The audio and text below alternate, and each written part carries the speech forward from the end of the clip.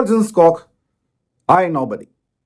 പൃഥ്വിരാജ് സുകുമാരൻ സിനിമ, അദ്ദേഹം നായകനായിട്ടുള്ള സിനിമ. അദ്ദേഹത്തിൻ്റെ ഭാര്യ സുപ്രിയ മേനോനാണ് ഇതിൻ്റെ പ്രൊഡ്യൂസർ. ഈ സിനിമ ഡയറക്റ്റ് ചെയ്തിരിക്കുന്നത് നിസാം ബഷീർ, റഷാഖിൻ്റെ ഡയറക്ടർ. സമീർ അലിയാണ് റൈറ്റർ. വല്ലാത്തൊരു എഴുതായിപ്പോയി. പിന്നെ ഇതിൻ്റെ DOP Dinesh Purushothaman, editor Rameez MB, music GX Bijoy. Technically പറയുകയാണെങ്കിൽ ഇത് ഭയങ്കര ഡ്യൂറേഷനുള്ളൊരു സിനിമയാണ്. ഇതിലൊരുപാട് എക്സ്പെരിമെൻ്റൽ കൈൻഡ് ഓഫ് അങ്ങനത്തെ ഷോർട്സും സീൻസും മേക്കിംഗ് ഒക്കെ ഇദ്ദേഹം ട്രൈ ചെയ്തിട്ടുണ്ട്. ആര്? നിസാം ബഷീർ. DOP എസ്പെഷ്യലി ചില എക്സ്ട്രീം ക്ലോസ് ഷോട്ട്സ്, ചില മൂവിങ് ഷോട്ട്സ് പരിപാടിയൊക്കെ ഉണ്ട്. പക്ഷേ എഡിറ്റിങ്ങിലേക്ക് വരുന്ന സമയത്ത് ഈ അബ്രഡ് കട്ട്സ്, ഭയങ്കര കുറേ അബ്രഡ് കട്ട്സ്. എന്തെങ്കിലും ഇൻറ്റൻസ് ആയിട്ട് പൃഥ്വിരാജിൻ്റെ എന്തെങ്കിലും സീൻ കാണിക്കുന്നത് പെട്ടെന്ന് ഒറ്റ കട്ട അവൻ്റെ പറയത്തിരുപത്ത് ഫ്ലാറ്റിൽ തുണി മടക്കി വെക്കുന്നത്. അങ്ങനെ പടം ഓവറോൾ പറയുകയാണെങ്കിൽ നല്ലൊരു അലമ്പ് പടം. അതായത് പടം തുടങ്ങിയ സമയത്ത് ഞാൻ വിചാരിച്ച് ഇത് കൊള്ളാലോ പരിപാടി. കാരണം എന്തൊക്കെയോ something is going to happen and also lots of scenes, കുറേ സ്കാറ്റേഡ് ആയിട്ടുള്ള കുറേ പരിപാടികൾ, ഒരുപാട് കഥാപാത്രങ്ങൾ, കുറേ ലേയേഴ്സ്. ഒരു കിടിലം പടം ആവും എന്നുള്ള തോന്നലിൽ പോകെ ഇങ്ങനെ ഭയങ്കര ഇത്രയും, അതായത് ലോജിക്ക് പോട്ടെ, ഇത്രയും റിപ്പീറ്റേറ്റീവ് സീൻസും അതുപോലെ തന്നെ ഇങ്ങനെ വലിച്ചു നീട്ടി പടം തുടങ്ങി 1.25 മണിക്കൂറായിട്ടും നത്തിങ് ഹാപ്പൻഡ്. ഒരു ബാങ്ക് റോബറി. അപ്പം അതിനെ ചുറ്റിപ്പറ്റി അതിൻ്റെ പൈസയ്ക്ക് പുറകെ ഒക്കെ പോകുന്ന പരിപാടിയാണ്. അപ്പോൾ ഇതിൽ പൃഥ്വിരാജ് ഞെട്ടിപ്പോയ എന്തോ ഒരു സീൻ ഉണ്ടെന്ന് പറഞ്ഞിട്ടുണ്ടായിരുന്നു തുടക്കത്തിൽ. എനിക്ക് തോന്നുന്നു കാറ് മറയുന്നതായിരിക്കും. കാറ് മറയുന്നൊക്കെ ഇപ്പോൾ എത്ര കാലമായി കാറ് മറയെന്ന് തുടങ്ങിയിട്ട് സീരിയൽസിൽ വരെ ഇപ്പോൾ കാറ് മറയുന്നുണ്ട്. മറ്റേ ഞെട്ടിക്കൽ ബിരിയാണീൻ്റെ ആൾ പുറകിലൊന്നും ഞെട്ടിച്ചായിരിക്കും. ഇല്ലാണ്ട് അതിൽ ഞെട്ടേണ്ട കാര്യമൊന്നും ഉണ്ടായിട്ടുള്ളതായിട്ട് എനിക്ക് സീന് കണ്ടു തോന്നിയിട്ടില്ല. അപ്പോൾ അങ്ങനെ ഈ ബാങ്ക് റോബറി. പിന്നെ പാർവതി തിരുവോത്ത് അറിയാലോ, high class, upper class method acting. Direct ഡെലിവറിയൊക്കെ കാണണം. എൻ്റെ അപ്പിയേട്ടാ അത് തന്നെ. അതായത് ഒരു സ്ഥായി ഭാവം, ഒരു സ്തബ്ധയായിട്ട് ഇങ്ങനെ ഒരു സ്ത്രീ ഇങ്ങനെ. പിന്നെ 2 കുട്ടികളുണ്ട്. കുട്ടികൾ വല്ലാതെ ഉറപ്പിച്ചില്ല, എന്നാലും ഇളയ കുട്ടി ഇടയ്ക്കൊക്കെ ரொம்ப ഓവറായിരുന്നു. പിന്നെ ഇവരൊരു ഫ്ലാറ്റ്, ഇത്രയും വൃത്തികെട്ടൊരു ഫ്ലാറ്റ് അടുത്ത കാലം ഞാൻ കണ്ടില്ല. 7G 3G എന്നായിരുന്നു ഫ്ലാറ്റ് ഇടേണ്ടത്. ഈ ആർട്ട് ഡയറക്ടർക്ക് നല്ല സുഖമായിരിക്കും, എല്ലാം കൂടി അങ്ങ് മെസ്സപ്പാക്കി ഇട്ടാൽ മതിയായിരുന്നു. ഒരു ഫ്ലാറ്റ് ഓക്കെ, അങ്ങനെയുള്ള ഫ്ലാറ്റ്സ് ഉണ്ടാവും. OCD എന്നുള്ള ആൾക്കാർ ഈ സിനിമ കാണാതിരിക്കുന്നതിനും ബെറ്റർ. ഫ്ലാറ്റ് കണ്ട പ്രാന്തെടുക്കും. അത്ര വൃത്തിഹീനമായിട്ട് ഒരു വൃത്തികെട്ട കലണ്ടറൊക്കെ തൂക്കിയിട്ടുണ്ട് ചുമരിൻ്റെ മുകളിൽ. മൊത്തം മെസ്സപ്പ്. ആകെ കിടക്കുന്ന ബെഡ് മാത്രം വിരിച്ചിട്ടുണ്ട്. അത് അവസാനത്തേക്കെല്ലാം പറയും, തുടക്കം മുതലേ എങ്ങനെയാണ് ഫ്ലാറ്റ് കാണിക്കുന്ന മുതൽ. ചിലപ്പോൾ അവരങ്ങനെ ഒരു മെസ്സി ലൈഫായിരിക്കും. അത് പോട്ടെ. അപ്പോൾ ഞാൻ പറഞ്ഞു വന്നത്, ഈ സിനിമ അവസാനമായപ്പോഴേക്കും ഇറങ്ങിപ്പോകാൻ തോന്നി, ലിറ്ററലി സീരിയസ്ലി. കാരണം തീരുന്നില്ല നീ. അതാ ഞാൻ പറഞ്ഞു നടുക്കടലിൽ നിന്ന് ഞാൻ പറയാൻ കാരണം. നടുക്കടലിൽപ്പെട്ട അവസ്ഥയിൽ പോയി. നീന്തിയിട്ട് കരക്കെത്തുന്നില്ല. ഇങ്ങനെ കളിക്കുക. പിന്നെ ഒരുപാട് കഥാപാത്രങ്ങളുണ്ട്. തുടക്കത്തിൽ തന്നെ നമ്മളെ ഹൈബ്രിഡ് ഡ്രൈവർ ഖാലിദ് റഹ്മാൻ പുള്ളിയുണ്ട്. പിന്നെ സഞ്ജു ശിവറാമുണ്ട്, സുധി കോപ്പയുണ്ട്. 3 പേരും മരിച്ചഭിനയിച്ചിട്ടുണ്ട്. കാരണം 3 പേരും ഡെഡാവുന്ന. അതുകൊണ്ട് അങ്ങനെ നന്നായിട്ട് അവർ 3 പേരും മരിച്ചഭിനയിച്ചിട്ടുണ്ട്. പിന്നെ ഇതിൽ കുറേ ഉണ്ട്. മധുബാലൊക്കെ 63 വയസ്സുള്ള മധുബാലിനെ പിടിച്ച് റിലീസാക്കിയിട്ടുണ്ട്. ഓക്കെ, 63 വയസ്സുള്ള ആൾക്ക് ഏജ് കുറച്ച് മേക്കപ്പ് എല്ലാം ചെയ്തിട്ട് കാണിക്കും. അത് 63 വയസ്സുള്ള ആളെ 70 വയസ്സായിട്ട് തോന്നിക്കുന്നു. എന്നിട്ട് പോലീസുകാരൻ ഇവർക്ക് റിട്ടയർഡ് ആവുന്നു വേണ്ടേ.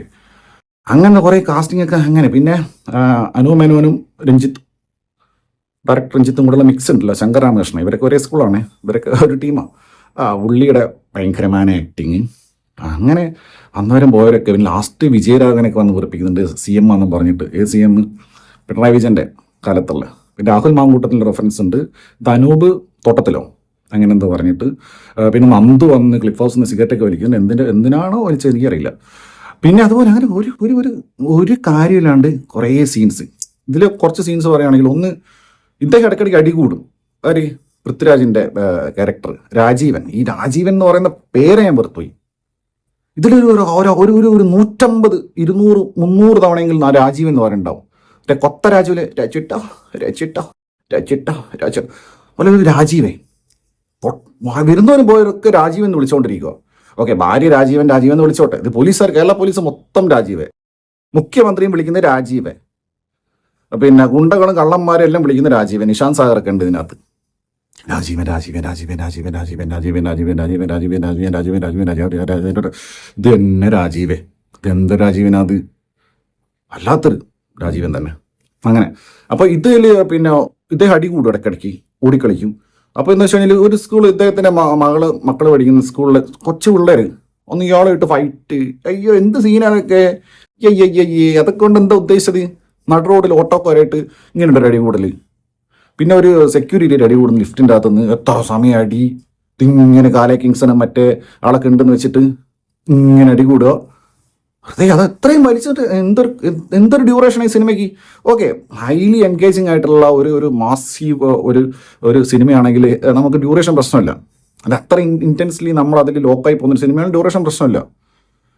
ഇത് ഇറങ്ങിപ്പോകാൻ തോന്നുക, ഇതെന്തോ കാണിച്ചുകൊണ്ടിരിക്കുന്നത് എന്നുള്ള ഒരു പരിപാടി. അതുപോലെ കേരള പോലീസിനെ ഇത്രയും മൊണ്ണകളായിട്ട് കാണിച്ചിട്ടുള്ളൊരു സിനിമ, ഇത്രയും മണ്ടന്മാരാണ്. അത് DGP മുതൽ, ഇർഷാദൊക്കെ DGP മുതൽ ഇങ്ങ് താഴെയുള്ള സാധാ ഹക്കീം ഷാജഹാൻ്റെ ആൾ വരെ ഇങ്ങനെ. അതായത് ലോകത്ത് തന്നെ ഏറ്റവും മികച്ച പോലീസിങ്ങിലൊന്നാണ് കേരള പോലീസ് എന്ന് പറയുന്നത്, ലോകത്തിൽ തന്നെ ഐറിഷൊക്കെ ആയിട്ട് കമ്പയർ ചെയ്യുന്ന. അപ്പോഴാണ് ഇവിടെ പിന്നെ ഇവരിത്രയും മണ്ടന്മാരായിട്ട് എഴുതി വെച്ചേക്കുന്നത്. ട്രിവാൻഡ്രം പോലത്തെ ഒരു ട്രിവാൻഡ്രം സിറ്റി, സെക്രട്ടേറിയറ്റ്, പാളയം, യൂണിവേഴ്സിറ്റി കോളേജ്, സ്റ്റാച്യു, ഈ സ്ഥലങ്ങളിലൊക്കെ തന്നെ മനുഷ്യന്മാരെക്കാൾ കൂടുതൽ പോലീസുകാരുള്ള സ്ഥലമാണ്, ആളുകളെക്കാൾ കൂടുതൽ പോലീസുള്ള സ്ഥലമാണ്. അവിടെ നിന്ന് തെണ്ടിത്തിരി നടക്കുക ആര്, നമ്മളെ രാജീവിനെ പിടിക്കാൻ പറ്റുന്നില്ല. രാജീവിന് സ്കൂൾ ബസ് കയറി അടിയുണ്ടാക്കുന്നു. സ്കൂൾ ബസ് ഹയർ ചെയ്താണ്. അത് മറ്റേ നോബഡി ഉണ്ടല്ലോ, ശരിക്കുള്ള നോബഡി, അതിലെ ഐക്കോണിക് ബസ് ഫൈറ്റ് ഉണ്ടല്ലോ, അത് റീക്രിയേറ്റ് ചെയ്യാൻ നോക്കിയതാ. ഒന്നിനും കൊള്ളൂല, എന്നിട്ട് എന്തൊക്കെയോ കാണിക്കുക. പിന്നെ ഇതിൽ കുറേ റെഫറൻസസ് ഒക്കെ ഉണ്ട്.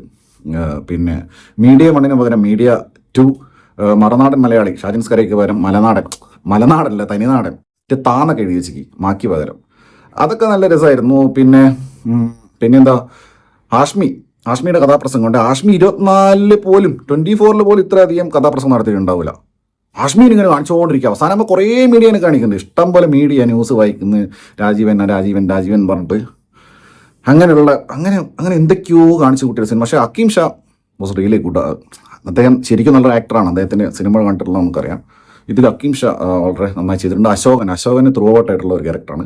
അശോകൻ നന്നായി ചെയ്തിട്ടുണ്ട്. ടോണി വർഗീസ് രാജൊക്കെ ഉണ്ടായിരുന്നു. പിന്നെ മനോജ് കെ ഞാൻ നോക്കുമ്പോൾ ഭയങ്കര മുദ്രാവാക്യം വിളിക്കുക അവസാനം. പിന്നെ ജെയ്ക്സ് ബി ജോയിൻ്റെ കാര്യം പറയുകയാണെങ്കിൽ ഒറിജിനൽ സ്കോറൊക്കെ അത്യാവശ്യം കൊള്ളായിരുന്നു. പിന്നെ കുറേ ഇംഗ്ലീഷ് സോങ്സ് ഉണ്ട്. ഇപ്പോൾ സ്ഥിരമായിട്ട് മലയാള സിനിമ ഇംഗ്ലീഷ് സോങ്സ് ആണല്ലോ കൂടുതൽ ചെയ്യുന്നത്. പിന്നെ അത് പോരായിട്ട് ഹിന്ദി പാട്ട്, അതുകൊണ്ടൊക്കെ എന്താണ് ഉദ്ദേശം മനസ്സിലായിട്ടില്ല, ഹിന്ദി പാട്ട്. പിന്നെ രാവ് താണ്ടി വരും വെള്ളിച്ചമേ എന്നും പറഞ്ഞിട്ട് അവസാനം ഇതെന്താ സ്കൂൾ പാട്ട് തന്നെയോ, അങ്ങനത്തെ ഒരു ഫീൽ ഗുഡ് വരാമെന്നാണ് ഉദ്ദേശിച്ചത് ആ സോങ് കൊണ്ട്. ആയപ്പോഴേക്ക് ചത്തീന് പടം കണ്ടിട്ട്. അപ്പം അതാണ് അവസ്ഥ. അപ്പം രാജീവൻ, നമ്മുടെ ഒരേ ഒരു രാജീവേട്ടൻ